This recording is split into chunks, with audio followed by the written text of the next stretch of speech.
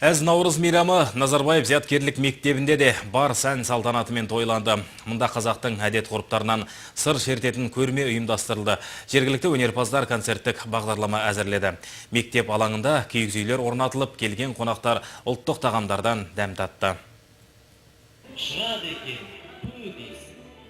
Көктемен жаңаруда айшықтаған Әз Наурыз мерекесін Назарбаев зияткерлік мектебі кең көлемде атап өтті. Салт дәстүрімізді жаңғыртатын жаңа жылдың шырайы мен сымбаты жыл сайын тек арта түскендей. Флешмоб, ұлттық әндер, шыр көбелек айнала би билеген қыз-жігіттер, сахналанған көріністер, өнерпаздардың өнері жиналған жұртшылықты бей-жай қалдырмады. Наурыз деген қазақ ел үшін әрқашанда киелі және қасиетті мереке болған. Өйткені осы Наурыздың адам мен табиғат арасындағы байланысты айқындауға мүмкіндік береді, салт дәстүрлерімізді қайтадан жаңғыртуға мүмкіндік береді.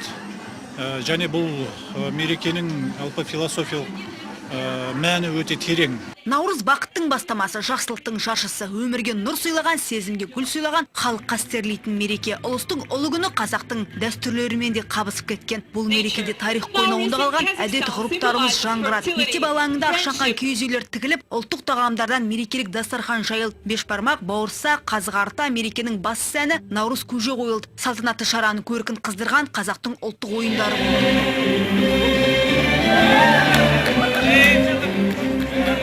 Мектеп оқушылары ұлыстың ұлы күнін тағатсыздана күтеді. Бұл іс-шараның негізгі көздегені шәкірттер арасында Наурыздың мәнін насихаттау, түсіндіру. Оқушылар бізде барлықтары дайындалды. Мысалға алатын болса, қазақтың салт дәстүрлері, әдет ғұрыптары, олар қамшы жасау, торсық жасау, гончарный дело деген сияқты түрлі қолөнерлермен байланысты. Көрмеге ойымен өрнектелген қолөнер бұйымдары, үй шаруасында қолданылған ұлттық нақыштағы заттар қойылды. Шетелдіктер қазақтың салт дәстүріне зор қызығушылық танытуда.